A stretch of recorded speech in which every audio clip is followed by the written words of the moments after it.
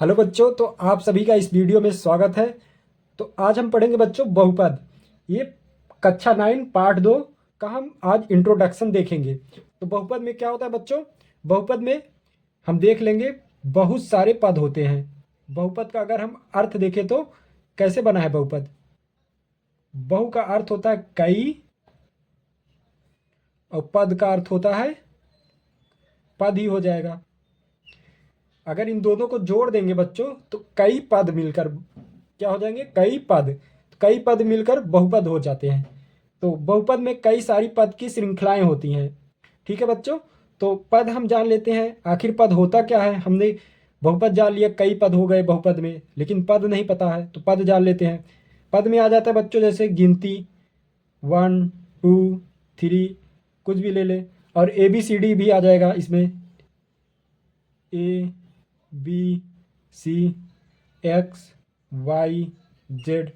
अब इन दोनों का गुणा करके भी आ जाता है बहुपद में, जैसे A2A 3C, ये भी आ जाता है। और इनका स्क्वायर भी करके आ जाता है, जैसे 2x² 3y², इस प्रकार से। तो ये सारे बच्चों पद हैं। जैसे 1 एक पद हो गया, ये भी 2 एक पद हो गया, ये भी एक पद हो गया, ये भी एक पद हो गया।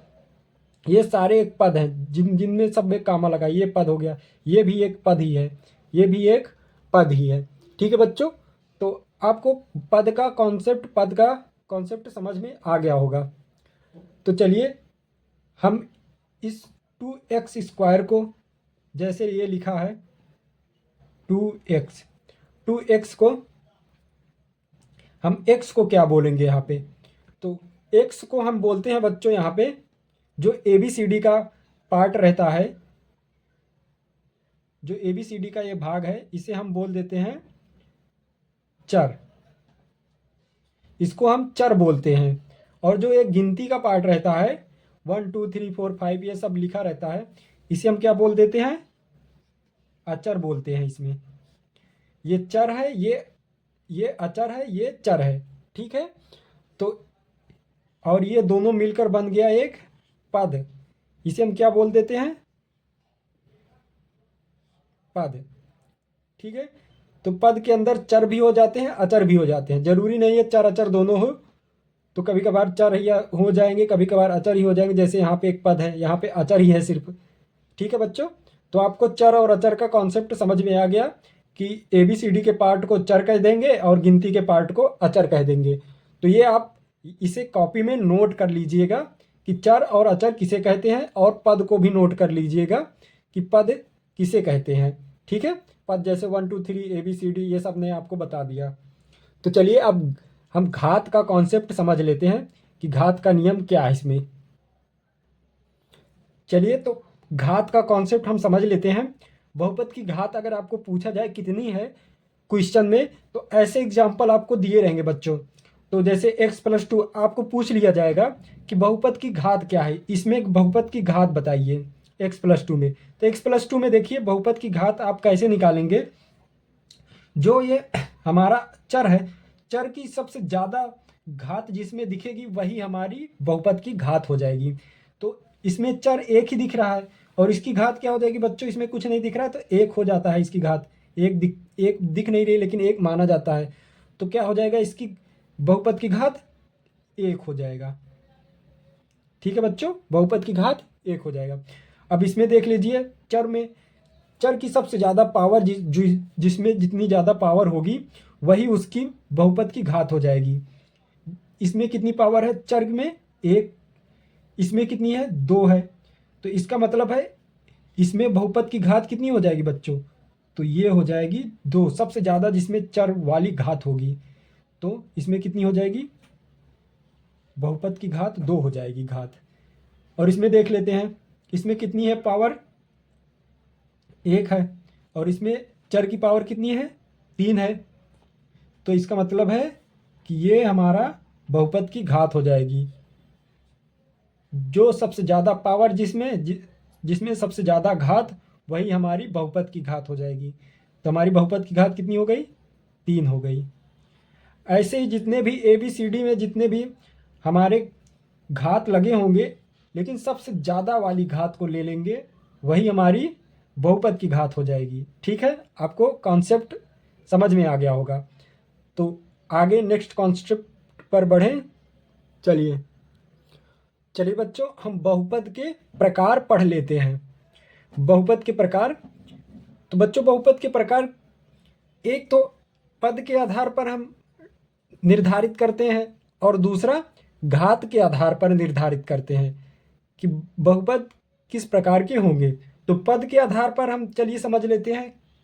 पद के आधार पर 3 प्रकार के बहुपद होते हैं। समझ लेते हैं। एक पदी बहुपद। एक पदी बहुपद क्या होता है बच्चों? जिसमें एक पद होते हैं, सिर्फ एक पद। जैसे बच्चों एग्जाम्पल ले लेते हैं, 7 हो गया, 2 हो गया, x हो गया। इनमें सब में कितना है? एक ही पद है। और जैसे 2x हो गया, इसमें भी एक ही पद है। तो बच्चों एक ही पद मतलब कि बीच में अगर प्लस माइनस ये सब नहीं लगा है तो उसे एक ही पद गिना जाता है। ठीक है बच्चों, तो एक ही पद के बहुपद हैं। तो ये आप एग्जाम्पल नोट कर सकते हैं अपने नोटबुक में। द्विपदी बहुपद क्या है बच्चों? जिसमें 2 पद होते हैं। तो 2 पद मतलब जैसे 7x हो गया प्लस 1, 7x+1। देखिए इसमें प्लस बीच में आ गया है ना, तो मतलब एक पद ये हो गया, एक पद ये हो गया, 2 पद हो गया। और जैसे 2x+7, इसमें भी देखिए प्लस आ गया है, मतलब कि प्लस के इधर एक पद है, प्लस के उधर एक पद है। माइनस भी आ सकता है, इधर हम इसे मिटा कर यहाँ पे माइनस भी कर देते हैं तो भी एक द्विपदी हो जाएगा। 2x-7, देखिए माइनस की तरफ इधर इधर एक पद है। तो आपको द्विपदी बहुपद समझ में आ गया होगा। अब त्रिपदी बहुपद, इसी के आधार पर यह भी आसान हो जाता है, जिसमें 3 बहुपद होंगे। तो 3 बहुपद वाला इसमें जैसे हो जाएगा 2x² प्लस 7x+1। देख लेते हैं, एक ये बहुपद, एक ये पद हो गया, एक ये पद हो गया, एक ये पद हो गया, 1 2 3। अब तीनों पद के बीच में प्लस प्लस का निशान लगा है, इसीलिए ये त्रिपदी बहुपद हो गए। अब ऐसे ही और एक एग्जांपल ले लेते हैं, y² प्लस y+1। अब इसमें भी देख लीजिए, एक ये बहुपद हो गया, एक ये पद हो गया, क्योंकि प्लस की इस तरफ माइनस भी यहाँ पे ले सकते हैं। सोच रहे होंगे आप माइनस नहीं ले रहे हैं, कुछ भी ले सकते हैं, प्लस माइनस में कुछ भी ले सकते हैं। एक ये बहुपद हो गया, एक ये पद हो गया, एक ये पद हो गया, एक ये पद हो गया, 3 पद मिलकर इसे त्रिपदी पद बना दिए हैं। तो आपको समझ में आ गया होगा कि एक पदी में एक पद, 2 पदी में 2 पद मिलकर बहुपद होते हैं, त्रिपदी में त्रिपदी बहुपद 3 पद मिलकर होते हैं। ठीक है, तो चलिए आप समझ लेते हैं घात के आधार पर बहुपद। ठीक है बच्चों, तो घात के आधार पर भी 3 बहुपद होते हैं, एक रैखिक बहुपद, एक द्विघाती बहुपद, एक त्रिघाती बहुपद। तो इसका भी एग्जाम्पल हम लेकर समझ लेते हैं आसान भाषा में। तो जिसकी घात बच्चों 1 होती है, घात कितनी हो जाएगी? लिख दे रहे हैं, घात 1 जिसकी होगी वो कौन सा हो जाएगा? रैखिक बहुपद। जैसे x+1, इसकी घात कितनी है बच्चों? चर की घात कितनी है? 1। अचर में नहीं देखेंगे, चर में, सिर्फ ABCD में हम घात देखते हैं बस। ABCD में x में कितनी घात है? 1। तो इसका मतलब है ये रैखिक बहुपद हो गया है। और भी ऐसे एग्जाम्पल ले सकते हैं बच्चे, जैसे y+3, ये भी रैखिक बहुपद है। ठीक है, जिसमें ABCD में घात 1 हो, वही जान लो, 1 से ज़्यादा घात नहीं होनी चाहिए, सिर्फ 1 घात होनी चाहिए। ठीक है, 1 से ज़्यादा घात हुई तो वो रैखिक बहुपद नहीं होगा ABCD में। तो आप ये याद रखेंगे तो आप गलती कहीं नहीं करेंगे। चलिए अब द्विघात पे बढ़ते हैं आगे। द्विघात में इसमें ये शब्द से ही समझ में आ जा रहा है कि जिसका द्विघात होगा तो घात 2 जिसमें हो। एग्जाम्पल उदाहरण क्या ले लेंगे हम, जैसे x square plus x minus 1।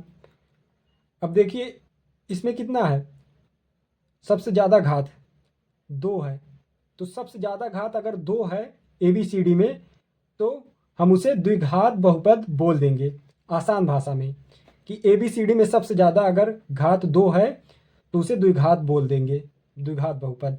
अगर 2 से ज़्यादा है तो द्विघात नहीं बोलेंगे, 2 से कम है तब भी द्विघात नहीं, सिर्फ सबसे ज़्यादा 2 ही होनी चाहिए, 2 सबसे ज़्यादा, मैक्सिमम 2। त्रिघात में 3 घात हो जाएगी, ठीक है। और इसका एग्जाम्पल जैसे ले लेते हैं y³ प्लस y माइनस 5, ठीक है। तो अब इसमें सबसे ज़्यादा पावर कितनी है, मान लो यहाँ पे स्क्वायर ले लेते हैं आपको समझाने के लिए। यहाँ पे कितनी पावर है, 2 है, यहाँ पे कितनी पावर है, 3 है, तब भी ये त्रिघात ही बहुपद कहलाएगी। क्यों, क्योंकि बच्चों सबसे ज़्यादा पावर वाली हमें लेना है और उसे ही देखना है, उसी के बेस पे, उसी के आधार पर हमें बताना है कि त्रिघात बहुपद है कि नहीं है। तो सबसे ज़्यादा घात ABCD में मतलब चर में कितनी है हमारी, 3 है।